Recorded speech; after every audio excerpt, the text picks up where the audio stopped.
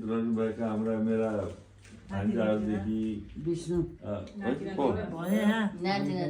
भान्जा भान्जी मेरा नाति नातिनीहरू मेरी श्रीमती रावलजी लगायत हाम्रो मेरो नाति विशेषहरू नातिहरू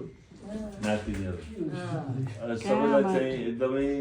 आज चाहिँ दिनभरि हामीले चाहिँ यो भाइटिकाको दिनमा वास्तवमा हाम्रो धार्मिक परम्परा अनुसार हाम्रो रीतिरिवाज अनुसार विशेष गरी यसपालि अझ बहुत गम्भीर तरिकाले सब एकजुट भएर चाहिँ हामीले चाहिँ यो मनायौँ र वास्तवमा एकदमै दिल खुस पनि भयो मन खुस पनि भयो खुसीले हृदय गदगद पनि भयो मेरो भान्जा चाहिँ दिनेश पनि अझै टक्क आइपुगे दिवेश त आइसकेका थिए पहिले अनि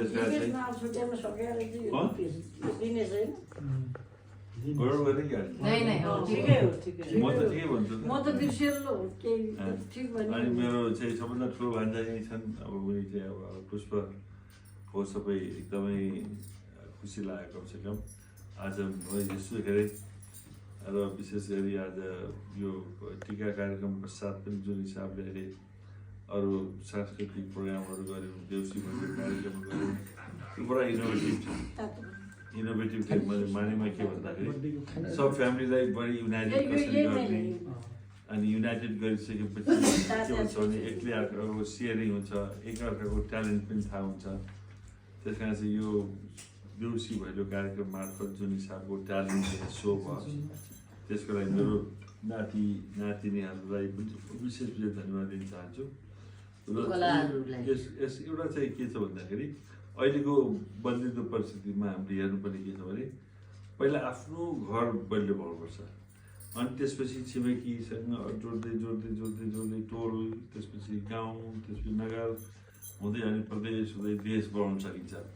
पहिला आफ्नो घर चाहिँ लडाइँ पार्ने झगडा पार्ने एकअर्काको समन्वय नहुने अनि देश बनाउँछु म देश चलाउँछु भन्यो भने विशेष सबै बनाउँछु भन्यो भने राम्रो हुँदैन त्यस कारण चाहिँ this is a good start actually कि कमसेकम हाम्रो फ्यामिलीमा अझ युनिटी होस् भनेको छौँ त्यस कारण विशेष गरी मेरो भान्जा भान्जी र नाति नातिना र भान्जी बुहारीदेखि लगायत सबै जुन चाहिँ भान्जाहरू जुन गरेर पुगेका छ दिदीहरू पनि पूर्ण रूपले चाहिँ समाहित हुनुभएको छ यसको लागि धेरै धेरै धन्यवाद छ यो कन्टिन्यू होस् र मेरो चाहिँ नातिनीहरूको चाहिँ इन्टरनेसनल लेभलमा ब्युटी कन्टेस्टमा भाग लिन जाँदैछन्